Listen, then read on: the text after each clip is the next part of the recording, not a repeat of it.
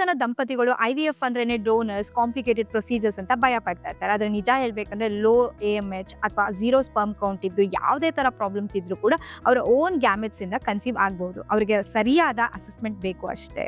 ಬಹಳಷ್ಟು ಜನ IVF ಬಗ್ಗೆ ತಪ್ಪಾಗಿ ತಿಳ್ಕೊಂಡಿರ್ತಾರೆ. ನಿಮ್ಗೆ ಯಾವಾಗ್ಲೂ ಲಾಂಗ್ ಟ್ರೀಟ್ಮೆಂಟ್ಸ್ ಅಥವಾ ಡೋನರ್ಸ್ ಬೇಡ. ಬಹಳಷ್ಟು ದಂಪತಿಗಳು ಅವರ ಓನ್ ಎಗ್ಸ್ ಹಾಗೂ ಸ್ಪರ್ಮ್ಸ್ ಇಂದ ಸೆಲ್ಫ್ ಸೈಕಲ್ IVF ಮುಖಾಂತರ ಕನ್ಸೀವ್ ಆಗಬಹುದು. ನೋವಾ IVF ಫರ್ಟಿಲಿಟಿಯಲ್ಲಿ ಮೊದಲಿಗೆ ಸೆಲ್ಫ್ ಸೈಕಲ್ IVF ಗೆ ಆದ್ಯತೆ ಕೊಡ್ತಾರೆ. ಅದಾದ್ಮೇಲೆ egg health, sperm health, Orion reserve, hormones ನ ಚೆಕ್ ಮಾಡ್ತಾರೆ.